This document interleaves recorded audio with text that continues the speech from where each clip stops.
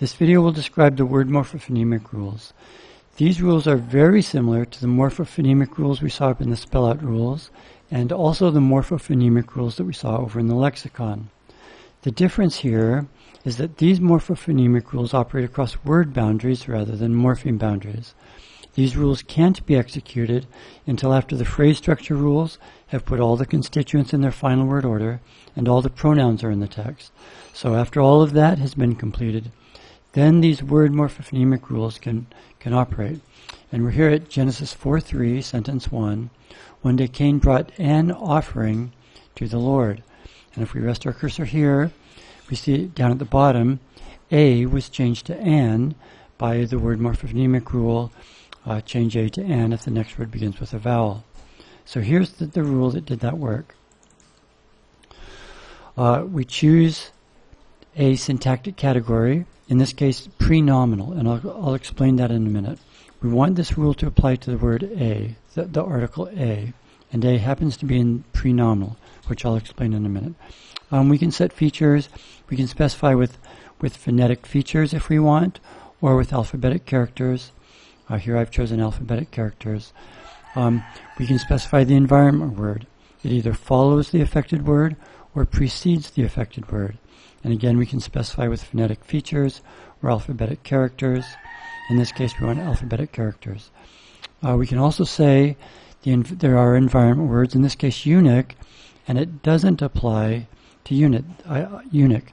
I checked the excluded box. We don't say an eunuch in Esther 2:3, we just say a eunuch. So let's turn this rule off, and then we'll write another one. So now it's off. If we generate this verse now, this sentence,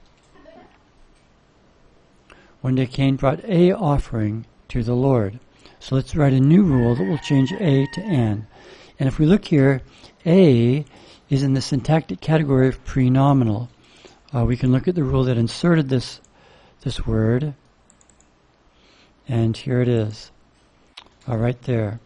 So its category, its syntactic category is pre-nominal. If you want, you can call these columns anything you want, articles or anything. We recommend keeping these names simple for the phrase structure rules, so we called it pre-nominal. So A is in a syntactic category called pre-nominal. So for our syntactic category, okay, we'll double click here, and now we choose our syntactic category. There are the 8 standard syntactic category. Then there are all the others that we've used in the other rules. The syntactic categories that we've created or defined for our target language. So relativizer, complementizer, etc. The word a, as we see up here, is a pre-nominal. So we're going to select this syntactic category. So let's write a name, change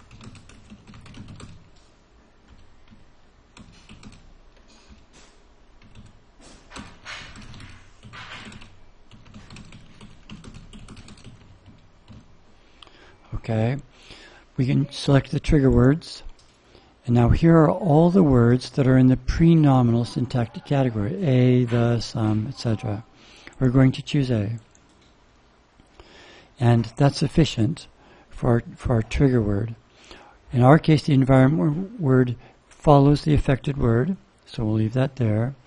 We're going to specify it with phonetic features, and the environment word doesn't change.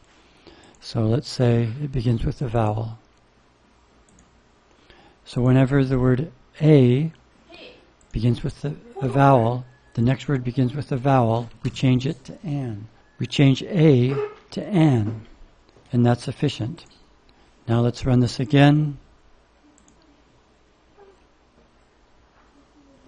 And we see one day Cain brought an offering to the Lord, and it was changed by that rule.